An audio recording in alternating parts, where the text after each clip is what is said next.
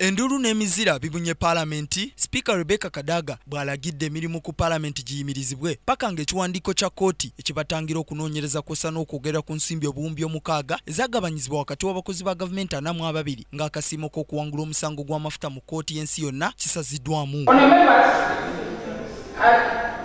This order says we should not debate, we should not inquire, we should not investigate. That's unacceptable. There is no way we shall deal with the budget without talking about this matter.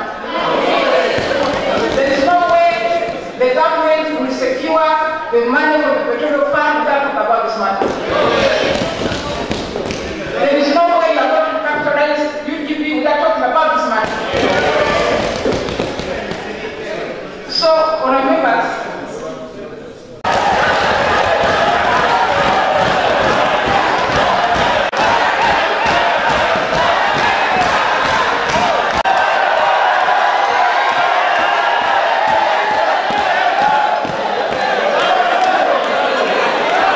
ekiteeso ky'okunoonyereza ku bakungu 42 olubadde okwanjulibwa mu Parliamenti ku ssaawa 11 ez'olweggulo. Amyuka Ssaabawolereza wa gavumenti Mwesigwa Rukutana ayanjudde ekiwandiiko kya kkooti eri Parliamenti nga kirambika ng'ensonga y'obuwumbi 6 bw'etasaanye kunoonyezebwako Parliamenti paka nga kkooti ewulidde okwemulugunya kw'omu ku bannayuganda Eric Sabiti. Wabula kino kijja ababaka mu mbeera ne boogera ebisongovu nga bwe bategeeza nga lino bwe liri ejjooga erisukkiridde eri Parliamenti era ne basaba gavumenti eveeyo ebeetondere. Speaker Kadaga mu kusalawo kwe alagidde omumyuka wa Ssaabawolereza wa gavumenti Mwesigwa Rukutana okugenda mu kkooti ejulirwamu eyawadde ekiwandiiko kino basale entoto okulaba nga ekiwandiiko kino kisazibwamu olwo Parliamenti eddemu okutuula. I want to direct the authority to move to court immediately and get this stupid order vacated.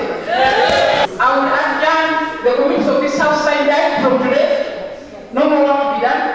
Adjourn the plenary sign that until we have vacated this order. Ajjukirwa nti Parliamenti ebadde yakayitibwa okuva mu luwummula lwa Ssekukkulu nga luno lubadde olutuula lwayo olusoose wabula kati nga kirabise nti yakuddayo mu luwummula mpaka nga ekiwandiiko kino kisaziddwamu.